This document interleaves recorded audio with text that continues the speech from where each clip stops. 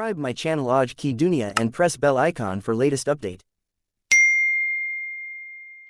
अस्सलाम वालेकुम स्टूडेंट्स, कैसे हैं? उम्मीद है आप सब लोग खैरियत से होंगे। आज हम स्टार्ट करते हैं लेक्चर नंबर 2। इससे पहले हमने लेक्चर नंबर 1 किया था। बेसिक डेफिनेशन हम लोग कर रहे थे। बेसिक डेफिनेशंस मतलब बुनियादी तारीफ़ें। ये को टोटल 12 बेसिक डेफिनेशंस थी। अगर हम ये कर लेते हैं उसके बाद हम एक्सरसाइज 1.2 पे आएंगे, जो कि बहुत इजी लगेगी। और ये लेक्चर मैंने इसलिए बनाए हैं क्योंकि काफ़ी सारे स्टूडेंट ऐसे हैं जिनको खुद से ये क्वेश्चन आंसर बनाने में थोड़ी दुश्वारी पेश आती है, तो सोचा क्यों ना उनकी आसानी के लिए लेक्चर बना दिया जाए। वरना इन चैप्टर्स के अंदर जो है ना, ख़ास तौर पर इन एक्सरसाइज के लेक्चर कोई टीचर नहीं बनाता। वो इसीलिए कि क्योंकि ये बहुत इजी होते हैं। एक बार अगर क्लास में समझा दिया जाए बच्चों को तो उनको किसी किस्म की परेशानी नहीं होती। तो मेरा बनाने का मकसद ये था कि चलो वो बच्चे जो परेशानी फ़ील कर रहे हैं उनकी परेशानी को ख़त्म किया जाए। तो आज हम स्टार्ट करते हैं। इससे पहले हम 6 डेफिनेशन कर चुके हैं। आज 7वीं है नेगेटिव ऑफ अ मैट्रिक्स। एक कालब का मनफी कालब क्या होता है। तो अगर इसकी इंग्लिश पे देखें, इंग्लिश मीडियम बच्चे लिखते हैं कि let A be a matrix then its negative denoted by -a is obtained by changing the signs of all the elements of A। अगर हम लफ्ज़ बाय लफ्ज़ देखें, let A be a matrix, फ़र्ज़ किया कि मैट्रिक्स ए एक कालब हो, हमारे पास मैट्रिक्स हो, देन इट्स नेगेटिव, तो उसका जो नेगेटिव होगा, जो मनफी कालब होगा, डिनोटेड बाय, उसको हम इस तरह डिनोट करेंगे यानी लिखेंगे मनफी ए, इज़ ऑब्टेंड जो कि हासिल करता है बाय चेंजिंग द साइन को चेंज करने से हासिल हुआ, of all the elements of A, उस ए के जितने एलिमेंट्स यानी जितने उसके अंदर अरकान होंगे वो सारे के सारे। अब देखते हैं किस तरह। उर्दू में अगर देखें तो इसकी तारीफ़ बनेगी कि दिए हुए कालब ए का मनफी कालब -a होगा, जिसमें हम क्या करते हैं, दिए हुए कालब ए का हर रुकन उसके मनफी इंदराज में तब्दील कर दिया जाएगा। फॉर एग्ज़ाम्पल, मसलन मिसाल के तौर पर अब ये देखें कि हमारे पास ये मैट्रिक्स ए है, इज़ इक्वल टू, बड़ी ब्रैकेट है, उसके अंदर 4 रुकन है, 3 -2 1 और 0 है। वो कहते हैं इसका अगर कालब ए का मनफी कालब बनाना हो तो फिर हम क्या करेंगे, देन यानी फिर हम इस ए के साथ ही माइनस लगा देते हैं, ये मनफी ए बन जाएगा क्योंकि इसका उल्ट बनाना है। मनफी का मतलब होता है उसका उल्ट बनाना। इसी तरह ये 3 -2 1 और 0 4 अरकान हैं। इन सब की अगर हम अलामत यानी साइन, ऊपर हम पढ़ चुके हैं कि अगर हम इनके the sign of all the elements, हम सब के सब एलिमेंट्स जो हैं इनके साइन अगर हम बदल देते हैं, जो प्लस के हैं उनको माइनस कर दो, जो माइनस है उनको प्लस कर दो, तो हमें जो हासिल होगा उसको हम कहेंगे ये उसका मनफी कालब है।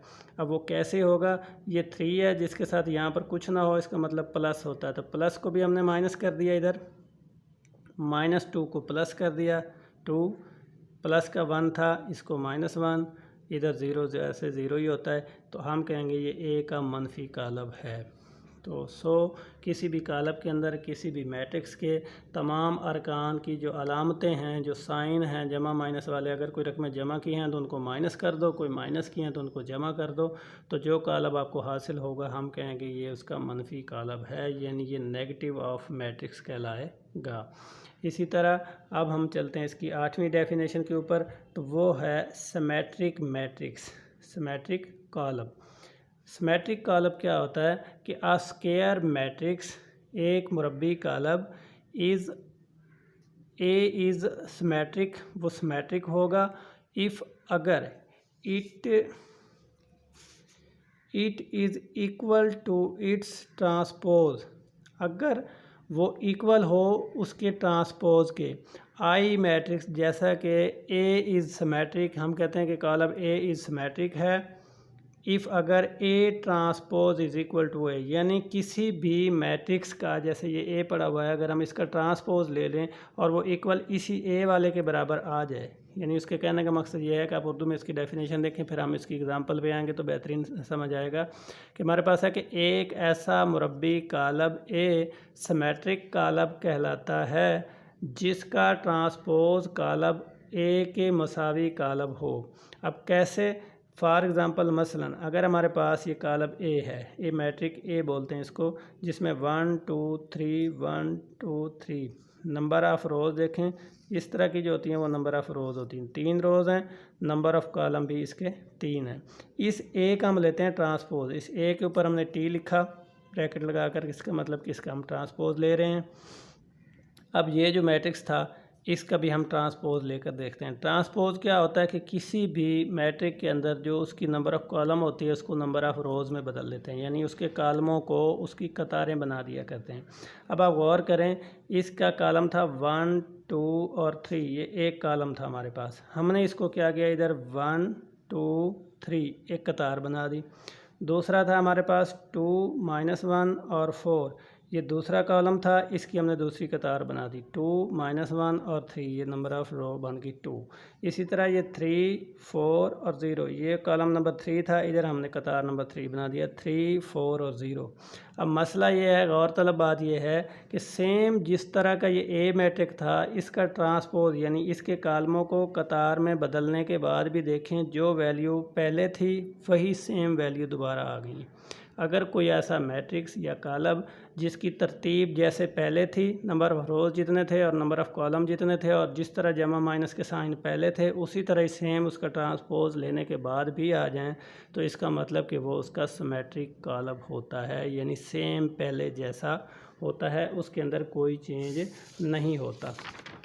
इसके बाद हम करते हैं इसी की डेफिनेशन नंबर 9 के ऊपर, स्केव सिमेट्रिक मैट्रिक्स यानी स्केव सिमेट्रिक कॉलम क्या होता है। अब सेम इसी का वो उल्ट होना जो इससे पहले हमने 8वां किया है सिमेट्रिक कॉलम वाला, उसमें यह है कि किसी कॉलम का ट्रांसपोज ले लें और वो सेम ए जैसा हो तो उसे सिमेट्रिक कॉलम बोलते हैं। अगर ये अब सेम ए जैसा ना आए यानी उसका उल्ट हो, यानी उसका माइनस में चला जाए, उसके मनफी में चला जाए, तो हम कहते हैं ये स्केव सिमेट्रिक कॉलम है। अब कैसे देखते हैं कि अ स्क्वायर मैट्रिक्स, एक मुरब्बी column A is said to be skew symmetric. एक मुरब्बी कॉलम A को हम क्या कहेंगे, स्केव सिमेट्रिक कॉलम कहेंगे if A transpose is equal to मनफी A, यानी A का ट्रांसपोज लेने से जो उसका आंसर आएगा वो मनफी A होना चाहिए, यानी A वाले के उल्ट उसके सारे साइन होने चाहिए, उसके अंदर जितने A के अंदर अरकान होंगे वो सारे मनफी हो जाएंगे।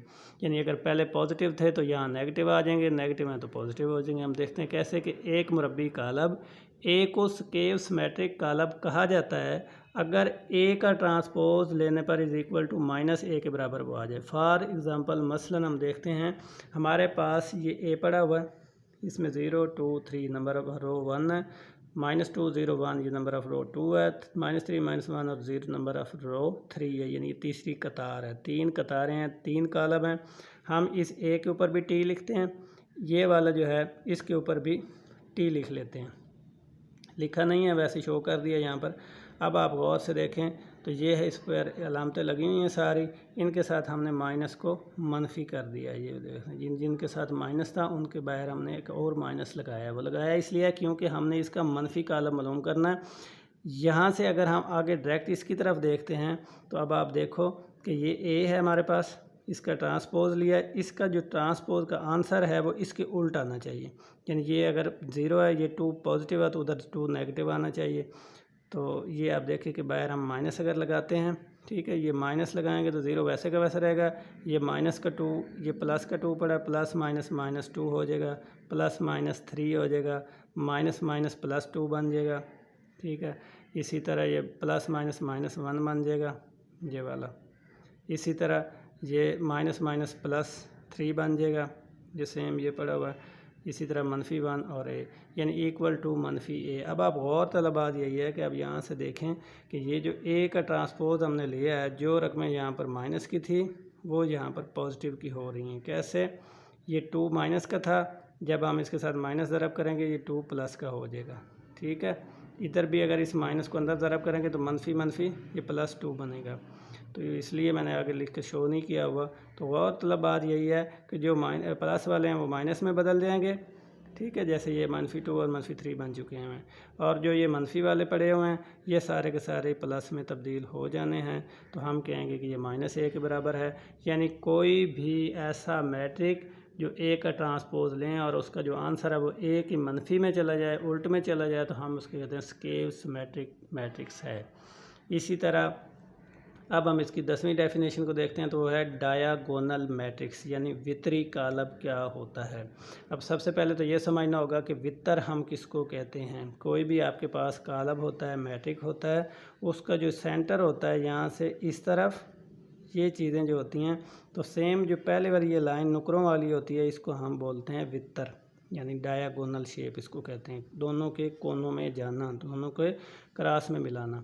तो डेफिनेशन देखते हैं कि आ स्क्वायर मैट्रिक इज़ कॉल्ड, एक मुरब्बी कालब कहलाता है, आ डायगोनल, एक डायगोनल यानी वितरी, मैट्रिक्स कालब, वितरी कालब, इफ़ अगर एट लीस्ट कम अज़ कम एनी वन, कोई एक ऑफ एंट्री ऑफ इट्स, उसकी कम अज़ कम कोई एक एंट्री यानी कोई एक रुकन जो है डायगोनल इज़ नॉट ज़ीरो, कम अज़ कम वो ज़ीरो नहीं होना चाहिए, एंड रिमेनिंग एंट्रीज़, और बकिया जो एंट्रियां हैं वो शुड भी ज़ीरो, बाकी ज़ीरो होनी चाहिए। सिंपल वो ये कह रहा है, इंग्लिश मीडियम वाले यही डेफिनेशन लिख देंगे, उर्दू मीडियम में वो ये कहना चाह रहा है कि आपके पास कोई भी अगर कालब है, मैट्रिक है, उसके कम अज़ कम ये जो कोनों वाले अरकान, वितरी अरकान हैं, उनमें से एक जो है वो 1 के बराबर होना चाहिए, बाकी सारे ज़ीरो होने चाहिए। सिंपल वो ये कह रहा है। ऐसा मुरब्बी कालब जिसमें वितर के अरकान में कम अज़ कम एक रुकन गैर सिफर हो और बाकी तमाम अरकान सिफर हों, वितरी कालब कहलाता है। फॉर एग्ज़ाम्पल देखते हैं, मसलन ये ए हमारे पास एक मैट्रिक था, तो अब देखें इसमें 0 0 0 और 1 था, ठीक है। तो इन नुकरों में अगर देखें तो ये एक, ये 1 है, बाकी सारे 0 हैं, तो ऐसे कालब को हम वितरी कालब कहते हैं। इसी तरह अगर हम इसको देखते हैं तो ये भी देखो, तो ये वितर यानी ये नुकरों वाली जो साइड है वहाँ पर 1 और 3 है, उसने कहा था कम अज़ कम एक तो ऐसा हो जो 0 के बराबर नहीं होना चाहिए, बाकी सारे 0 हो सकते हैं। एक से ज़्यादा वितर की शक्ल में अगर लिखे हुए हैं तो कोई इशू नहीं है, वो भी आपका वितरी कालब कहलाएगा। तो अब हम चलते हैं इसकी नेक्स्ट डेफिनेशन के ऊपर, जो कि 11वीं डेफिनेशन है 1.2 एक्सरसाइज के लिए। अब हम देखते हैं स्केलर मैट्रिक्स, स्केलर कालब क्या होता है।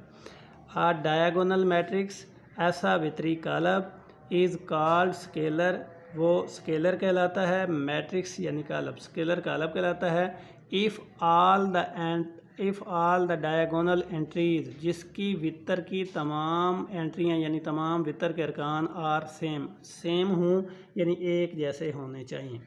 ऐसा वितरी कालब जिसमें वितर के तमाम अरकान या इंदराज यकसां हों, यानी एक जैसे हों, स्केलर कालब कहलाता है। फॉर एग्ज़ाम्पल, मिसाल के तौर पर मैंने आपको बताया था, ये जो नुकरे हैं, कोने, ये एक जैसे अगर हों, जैसे 3 और 3 ये दोनों सेम हैं, 0 0 ये सेम है, पहले हमने इस नुकर को देखना था, अगर ये सेम हों, एक जैसे हैं, तो उसे हम क्या कहते हैं, ये स्केलर मैट्रिक होता है।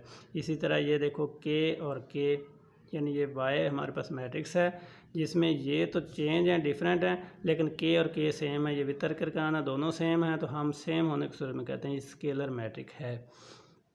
इसी चैप्टर की एक्सरसाइज 1.2 की हम देखते हैं, लास्ट डेफिनेशन है, जिसको हम 12वीं तारीफ़ कहते हैं कि मल्टीप्लिकेटिव आइडेंटिटी मैट्रिक्स, वहदानी या ज़रबी ज़ाती कालब क्या होता है। अब इसकी डेफिनेशन देखें। अ डायगोनल मैट्रिक्स, एक वितरी कालब, इज़ कॉल्ड कहलाता है आइडेंटिटी मैट्रिक्स, यानी वो वहदानी कालब कहलाता है, इफ़ ऑल डायगोनल, अगर उसकी तमाम वितरी एंट्रीज़ यानी अरकान या एंट्रियाँ आर 1 के इक्वल हों, बराबर हों, यानी वो 1 हों, एंड इट इज़ डिनोटेड, और उसको ज़ाहिर करते हैं बाय आई के साथ हम उसको ज़ाहिर करते हैं। ऐसा वितरी कालब जो स्केलर कालब भी हो, स्केलर कौन सा था, जिसके वितर के अरकान यानी कोनों वाले अरकान एक जैसे होते हैं, वो स्केलर कालब भी हो, और हर वितरी रुकन 1 भी हो, तो वहदानी या ज़रबी ज़ाती कालब कहलाता है। इसे हम आई से ज़ाहिर करते हैं।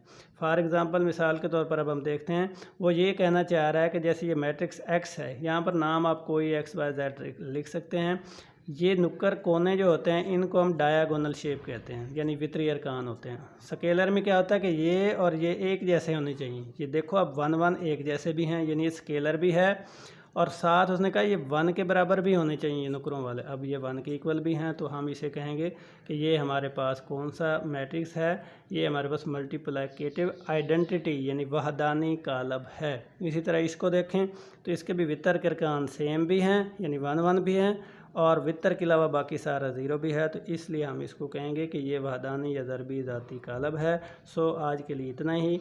ये था हमारा लेक्चर नंबर 2, और इसी चैप्टर का ये डेफिनेशन का लास्ट लेक्चर है। इसके बाद इंशाल्लाह हम नेक्स्ट एक्सरसाइज स्टार्ट करेंगे 1.2 उसके क्वेश्चन।